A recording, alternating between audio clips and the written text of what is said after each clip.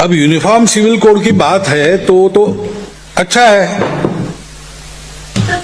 अपना देश वास्तव में एकतंत्रवादी नहीं है, आप समझ लो। हिंदू विचार अपने पूरे राष्ट्र में कितने प्रकार थे तंत्र के? स्वस्ति साम्राज्यम भौज्यम स्वराज्यम वैराज्यम पारमेष्ठ्यम राज्यम महाधिपत्यम समंत पर्यायी सार्वभौम इतने सारे गवर्नेंस की सिस्टम्स चल रही थी एक ही देश में। अलग अलग भूगोल अलग अलग है, सारी बातें अलग अलग हो जाती है, सब जगह एक नहीं चलता, ऐसे चल रही थी। फिर भी हम एक राष्ट्र थे, पृथ्वी समुद्र पर्यंता एक राटी थी, उसी में कहा है। तो हमारा विविधता को कोई विरोध नहीं है, लेकिन अगर हो सकता है एक देश के लोगों का एक तंत्र तो अच्छी बात है, एकता और मजबूत होती है। एकता को कोई खतरा होने की संभावना कम हो जाती है। तो यूनिफॉर्म सिविल कोड पूरे देश को एकात्म बनाने के लिए बहुत अच्छा उपकरण है, और इसलिए जब यूनिफॉर्म सिविल कोड लाएंगे तब आपस में झगड़े नहीं करने चाहिए। लाना इस तरह से है, उत्तराखंड ने लाते समय क्या किया उन्होंने? पहले एक बिल बना के जनता में डाल दिया कि ऐसा हम लाने वाले, आपके सुझाव लाओ। 3 लाख सुझाव आए, सबके साथ बात की उन्होंने, और इतना व्यापक संवाद होने के बाद फिर उन्होंने बिल लाया।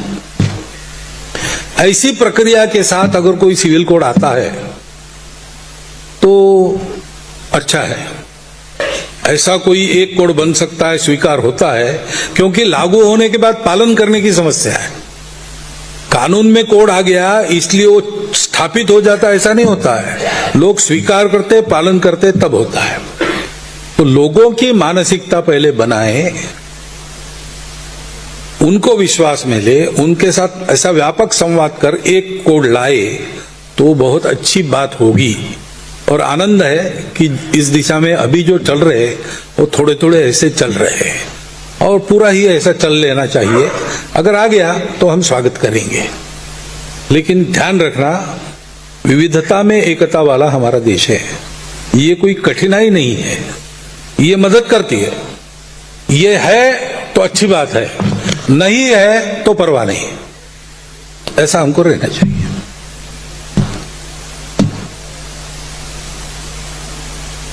जीवन शैली समूह का प्रश्न है। रह गया ना, अल्पसंख्यक की बहुसंख्यक, हम इसको मानते नहीं। अपना एक देश है, यहाँ मेजॉरिटी माइनॉरिटी का संवाद नहीं चलना चाहिए।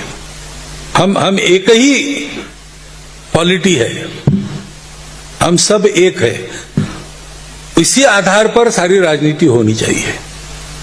तो प्रजातंत्र यानी पूरी प्रजा वो प्रतिनिधित्व होती है, वो लोग चलाते हैं, तो उसमें प्रजा का ये भाग चलाएगा, ये भाग झेलेगा, ऐसे नहीं होता है।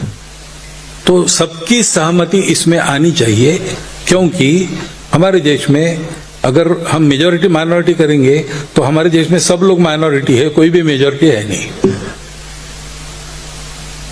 भाई हम एक समाज है, इसलिए हम सब लोग मिलके the people, we the people है।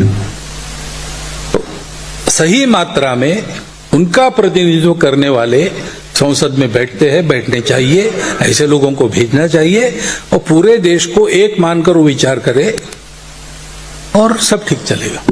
तो कम्युनिस्ट पार्टी के लिए जो प्रश्न है वो आपको वहां पूछना चाहिए। वो अगर हमसे आकर पूछते तो हम उनको मार्गदर्शन करने के लिए तैयार है।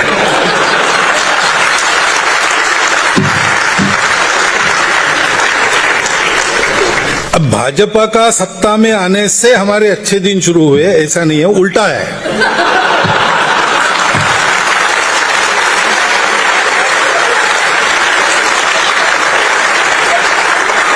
कल मैंने बताया था, हम एक विचार और नीति लेकर चलते हैं। जैसे जैसे हमारी शक्ति बढ़ती है हम उसका प्रतिपादन करते हैं, प्रचार करते हैं, लोग उसको मानने लगते हैं। अब लोगों में अगर वो नीति स्वीकार हो गई तो चुनावी राजनीति में जो उस नीति का पुरस्कार करते उनको अपने आप लाभ होता है। किसने करना है हम नहीं बताते, उनकी मर्जी है। हम राम मंदिर के पक्ष में खड़े रहे, राम मंदिर के पक्ष में जो थे उनको लाभ हुआ, अन्य लोगों को मना नहीं थी तो उन्होंने नहीं किया। अब हमारा बल है और लोग सुनते हैं, मानते भी है, तो उसके साथ चलने वालों का लाभ होता है। हम क्या करें? हम तो किसी के लिए नहीं करते, नीतियों के लिए करते हैं।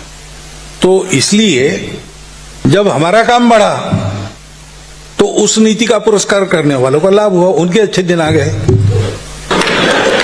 हमारे अच्छे दिन तो हमारे परिश्रम के कारण आए।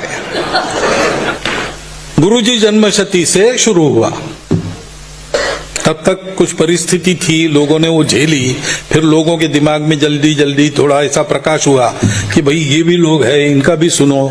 इमरजेंसी में इन्होंने अच्छा काम किया, राम जन्मभूमि आंदोलन किया, ये किया। अब वो गुरुजी जन्मशती क्या कह रहे हैं? उसके बाद विवेकानंद सार्धशती आई, उसमें हमारे लोगों ने काम किया। ये सब धीरे धीरे इमरजेंसी, राम जन्मभूमि आंदोलन, गुरुजी जन्मशती, विवेकानंद सार्धशती, अपना पसीना बहाकर हमने अपने सपोर्ट बेस को बढ़ाया। तो हमारे अच्छे दिन तो उसके बलबूते आए, आप लोगों का स्नेह, विश्वास और हमारे स्वयंसेवकों का अखंड परिश्रम।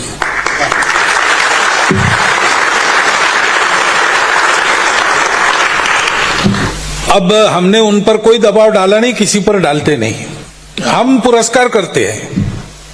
सिद्धांतिक राजनीति और राजनीति में नीति, इसका ही पुरस्कार करते हैं। तो अब करना तो मैंने कल बताया, ये सब अलग स्वतंत्र स्वायत्त है। कोई शाखा संघ की शाखा देखनी है आपको तो आप आइए, संघ की शाखा में आइए, और प्रभावी भी है, लेकिन ये संघ की शाखाएं नहीं है। ये स्वतंत्र, अलग, स्वायत्त, स्वावलंबी, अपने अपने संगठन, अपना अपना कार्यक्षेत्र, उसके लायक कार्य पद्धति, अपना अपनी कमेटी, अपना अपना कोष और स्वतंत्र निर्णय ऐसा वो करते हैं। सलाह मांगते तो हम सबको देते हैं, हम और हमारे स्वयंसेवक मांगते हैं तो हम देते हैं। खतरा कुछ नजर आ गया उनको बताते हैं, करना उनका काम है।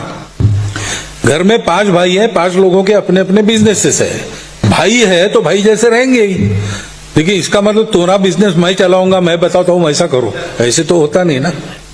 बिजनेस वाले लोग बैठे यहां, उनको पता है ऐसा ही है। तो उनका पुण्य उनके पास, उनका पाप थोड़ा सा हमारे सर पर आता है, क्योंकि यहां से गए, उसका कोई इलाज नहीं, वो हमारी रिस्क है और लेते हैं। और इसलिए उनको हम बताते हैं, लेकिन हमको ये भी पता है कि राजनीति पर दबाव संघ का या किसी का नहीं होता है, राजनीति पर दबाव होता है मतदाताओं का।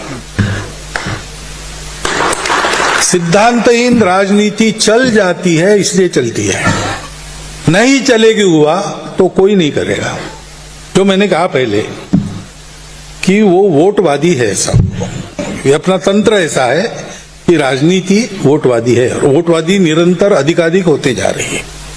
तो इसको ठीक करना है तो ये पूरे समाज के प्रबोधन का, पूरे समाज में नैतिक रुचि का विषय है। वो करने से सब ठीक हो जाएगा।